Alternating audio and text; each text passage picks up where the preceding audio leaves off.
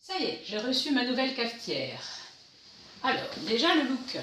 Franchement, j'aime beaucoup ce rouge profond et il ira très bien avec déjà ma bouilloire et mon grille-pain qui sont assortis. Elle est compacte, elle ne prend pas trop de place. Il n'y a rien qui dépasse. Le petit bol. Facile à ouvrir, facile à fermer. Un grand déverseur. On l'a bien en main, c'est solide. Il s'insère et se retire vraiment facilement. Après, le bouton marche-arrêt, facile. On le voit bien, il s'allume, il s'éteint d'une pression. Les niveaux, on les aperçoit bien sur le côté. Grande tasse, petite tasse, pas de souci. L'ouverture.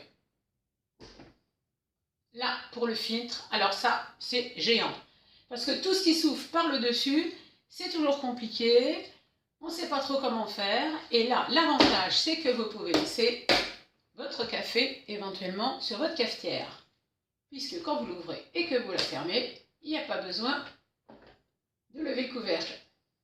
Évidemment, du coup, vous pouvez insérer aussi votre cafetière sur une étagère à peu près cette hauteur-là. Puisque pour mettre l'eau, c'est pas non plus très grand. Là, je verse mon eau.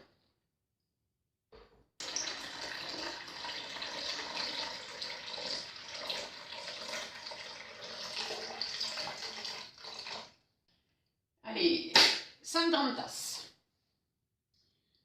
Pour doser son café, c'est pas compliqué, puisqu'ils ont eu l'intelligence de nous mettre une petite dosette qui représente une grande tasse. Donc là, je suis entre 4 et 6 grandes tasses, donc au niveau de 5. Donc je vais mettre 5 cuillerées.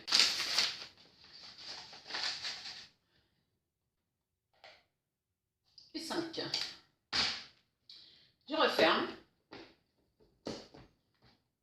On entend un petit clic. J'insère mon bol, verseur, et je démarre.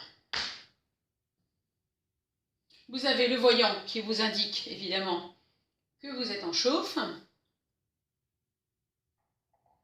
Et aussitôt, on entend le bruit spécifique de la cafetière qui fonctionne.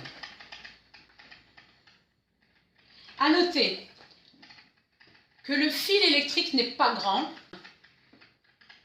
Il faut donc le mettre sur une rallonge parce qu'il est très rare qu'on ait une prise sur son plan de travail juste à l'endroit où on veut mettre sa cafetière. Voilà, vous commencez à voir le café qui coule. C'est donc très rapide. Et cette cafetière est équipée du stop-goutte, c'est-à-dire que si je retire ma cafetière à n'importe quel moment, ça va s'arrêter. Vous voyez, pas une goutte. Je peux commencer à me servir du café, remettre ma cafetière et le café coule à nouveau.